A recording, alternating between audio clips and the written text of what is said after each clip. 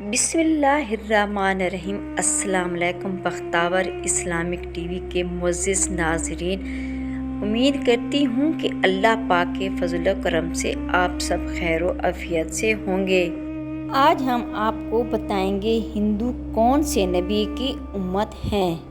اللہ تعالیٰ نے ہر قوم کی ہدایت کے لیے نبی کو بھیجا۔ قرآن و حدیث میں جن انبیاء کے ناموں کا ذکر ہے ان کی تعداد 100 کے قریب ہے، جبکہ اللہ تعالیٰ نے 1,24,000 پیغمبر بھیجے۔ جب اللہ تعالیٰ نے قرآن میں یہ فرما دیا ہے کہ میں نے ہر قوم کے لیے نبی بھیجا ہے، تو پھر ہزاروں سالہ تہذیب رکھنے والے ہندوستان کیسے نبی سے محروم ہو سکتا ہے؟ ہندوؤں کی مشہور مذہبی کتابوں میں ایک خالق، ایک مالک، جنت اور دوزخ اور آخرت کا تصور موجود ہے۔ اس کے علاوہ سرور کائنات فخر دو جہان حضرت محمد صلی اللہ علیہ وآلہ وسلم کے بارے میں واضح پیش گوئیاں ہندوستان کی کتابوں میں موجود ہیں۔ سنسکرت اور ہندو مذہب کے مایہ ناز پروفیسر، جو کہ الہ آباد یونیورسٹی بھارت میں بطور پروفیسر خدمات انجام دے رہے ہیں، انہوں نے ہندی زبان میں ایک کتاب کلکی اوتار اور محمد صاحب کے نام سے لکھ کر بھارت میں تہلکہ مچا دیا ہے، جس کا بہت سی زبانوں میں ترجمہ کیا جا چکا ہے، جبکہ ہندوؤں کے بڑے بڑے پنڈت بھی اس بات کو نہیں جھٹلا سکتے اور نہ اس کتاب کو جھوٹا ثابت کر رہے ہیں۔ اس کتاب میں لکھاری نے ان پیش گوئیوں کو یکجا کر دیا ہے جو کہ ہندوؤں کی مقدس کتابوں میں اللہ کے آخری نبی حضرت محمد صلی اللہ علیہ وآلہ وسلم کے بارے میں لکھی ہوئی تھیں۔ ہندوؤں کا یہ عقیدہ ہے کہ برائیوں کے خاتمے کے لیے 10 اوتاروں یعنی پیغمبروں نے اس دنیا میں آنا ہے، جن میں سے 9 پچھلے تین یگ یعنی اوتار آ چکے ہیں، اور اب آخری 2 یعنی کالی یگ میں کالکی اوتار یعنی آخری نبی کو آنا ہے۔ جبکہ ہندوؤں کا یہ بھی ماننا ہے کہ کالی یگ کئی ہزار سال پہلے سے شروع ہو چکا ہے اور دنیا کے تباہ ہونے تک یہی رہے گا۔ اس لیے ہندو اب کلکی اوتار آخری مسیح کے منتظر ہیں، جس کی خبر ان کے تمام مقدس کتابوں میں دی گئی ہے۔ ہندوؤں کی جانی مانی کتاب بھگوت پران میں لکھا ہے کہ کالی یگ یعنی آخری دور کا ایک بڑا حصہ گزر چکا ہے۔ یہی وہ دور ہے کہ جس میں بھگوان نے آخری اور طاقتور اوتار کو بھیجنا ہے۔ ناظرین گرامی، یاد ہے کہ پیغمبر اور اوتار ہم معنی الفاظ ہیں جس کا تصور ہندو مذہب میں موجود ہے۔ بھگوت پران اشوک میں کلکی اوتار یعنی آخری پیغمبر کی جائے پیدائش، خاندان اور والد کے بارے میں کچھ یوں لکھا ہے: وہ کلکی وشنبیش یعنی عبداللہ کے گھر شمبھل مقام امن یا مکہ کے بڑے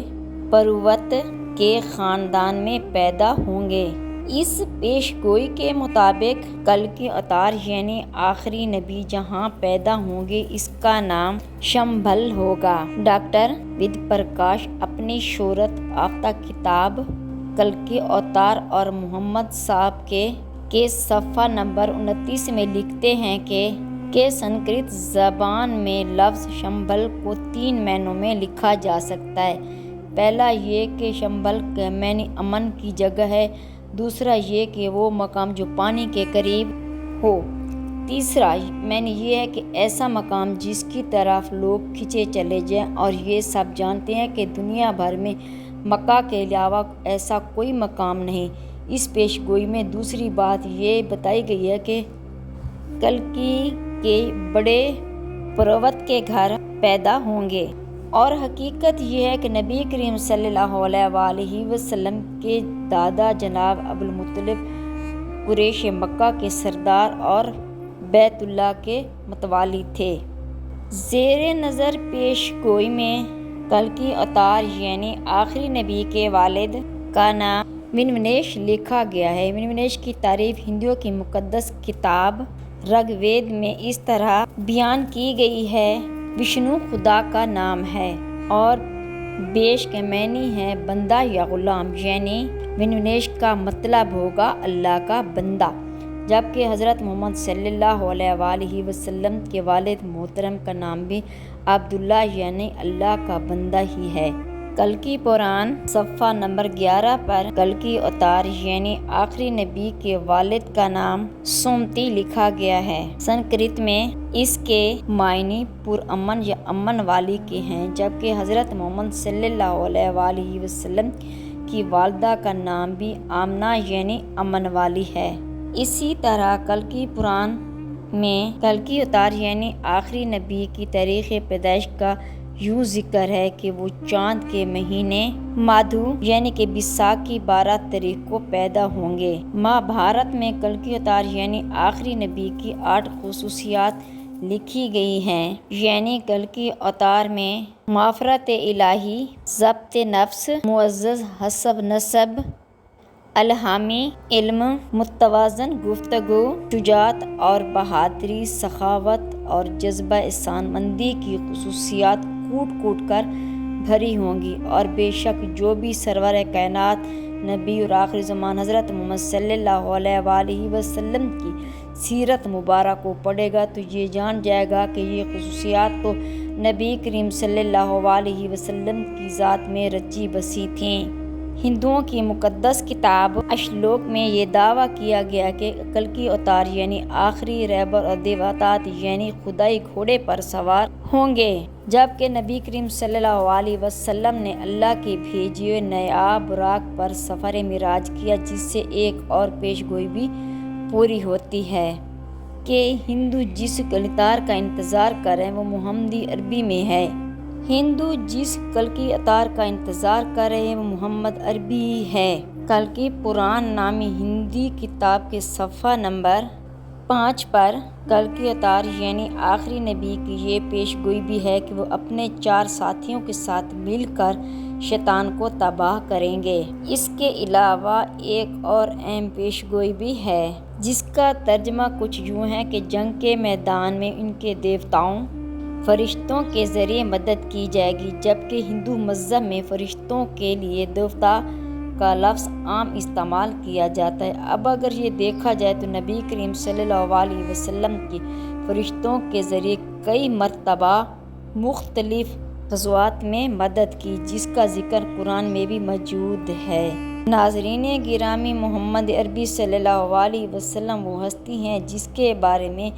قدیم مذہب کے ماننے والوں کو خود ان کے مذہبی کتابوں میں کھلی خوشخبریاں اور پوری انسانیت کے لیے مسلم لیڈر کی حیثیت سے تسلیم کرنے کی